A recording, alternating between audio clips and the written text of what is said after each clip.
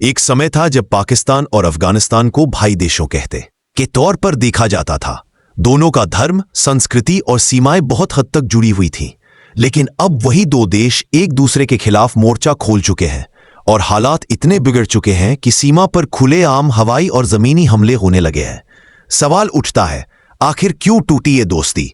क्यों अफगानिस्तान ने पाकिस्तान पर हमला किया? 1947 में जब पाकिस्तान का गठन हुआ, तब अफगानिस्तान वो पहला देश था जिसने पाकिस्तान को स्वीकार करने से इनकार कर दिया।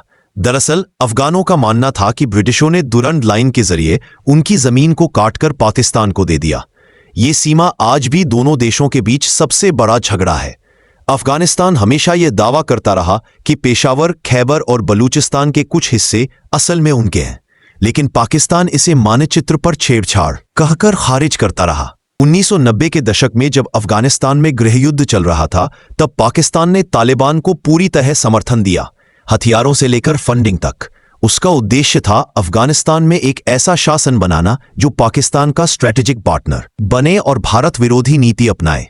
लेकिन 2021 में जब अमेरिका ने अफगानिस्तान से सेना वापस बुलाई और तालिबान ने फिर से सत्ता पर कब्जा कर लिया, तब पाकिस्तान को लगा कि अब उसका दोस्त तालिबान उसके साथ रहेगा। पर असली कहानी यहीं से पलटती है। तालिबान के सत्ता संभालने के बाद अफगानिस्तान में TTP यानी तहरीक तालिबान पाकिस्तान की ताकत बढ़ने लगी। ये वही संगठन है जिसने पाकिस्तान के अंदर सैकड़ों आतंकी हमले किए हैं। पाकिस्तान ने बार बार काबुल से TTP के खिलाफ कार्रवाई की मांग की, लेकिन तालिबान सरकार ने चुप्पी साध ली। तालिबान के नेताओं ने साफ कहा, TTP और अफगान तालिबान भाई हैं और हम उनके खिलाफ हथियार नहीं उठाएंगे। यहीं से पाकिस्तान और अफगानिस्तान के बीच दरार गहराने लगी। अक्टूबर 2025 में स्थिति तब गंभीर हो गई जब पाकिस्तान ने सीमा पार कुछ तालिबान ठिकानों पर ड्रोन स्ट्राइक की। इस हमले में कई अफगान नागरिक मारे गए। इसके जवाब में अफगानिस्तान ने पाकिस्तान के चमन और कैला अब्दुल्ला इलाकों में जमीनी और हवाई हमले की। पाकिस्तान इस समय अंदरूनी आर्थिक संकट से जूझ रहा है। डॉलर की कमी, महंगाई और राजनीतिक अस्थिरता। ऐसे में अफगानिस्तान जैसी सीमा पर नई जंग खोलना उसके लिए आत्मघाती साबित हो सकता है। दूसरी ओर तालिबान अब खुलेआम कह रहा है कि पाकिस्तान TTP को खत्म करने के नाम पर अफगानिस्तान की संप्रभुता पर हमला कर रहा है। यानी अब तालिबान की नजर में पाकिस्तान शत्रु बन चुका है। इन सब के बीच चीन और भारत दोनों ही स्थिति पर नजर रख रहे हैं।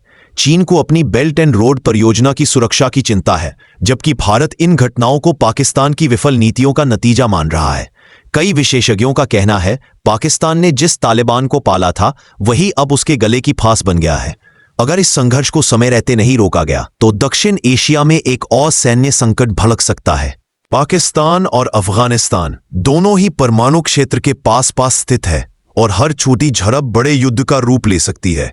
यह संघर्ष किसी सीमा विवाद का मामला नहीं रहा, यह अब विश्वास और विश्वासघात की कहानी बन चुका है। कहानी उस भू राजनीतिक खेल की है जहां हर चाल का नतीजा तय करता है आने वाले जेनरेशन की तकदीर। कहानी पाकिस्तान और अफगानिस्तान की, जहां दोस्ती का वादा अब बारूद की गंध में बदल चुका है। कभी ये दोनों देश एक दूसरे के सहारा थे, लेकिन अब नफरत की आग में झुलस रहे हैं। सीमाएं वही हैं, जमीन वही है, लेकिन सोच बदल गई है। अफगानिस्तान और पाकिस्तान की ये लड़ाई सिर्फ बंदूकों की नहीं, ये भरोसे के उस पुल की टूटन है जो कभी भाईचारे से बना था। इस संघर्ष ने हमें एक बार फिर सिखाया है कि जब राजनीति धर्म और सत्ता से टकराती है तो मासूम जिंदगियां मित्तर बन जाती हैं। अब सवाल यह है, क्या ये इलाका फिर कभी अमन देख पाएगा या आने वाले साल भी बारूद और बदले की गंध से भरे रहेंगे? आपका क्या मानना है? क्या पाकिस्तान और अफगानिस्तान को फिर से साथ बैठना चाहिए या अब इनकी राहें हमेशा के लिए अलग हो चुकी हैं? अगर आपको ये विश्लेषण पसंद आया तो वीडियो को लाइक कीजिए, शेयर कीजिए और ऐसे ही गहराई से समझने वाले कंटेंट के लिए चैनल को सब्सक्राइब करना ना भूलिए। मिलते हैं अगले वीडियो में एक नए मुद्दे और नई कहानी के साथ।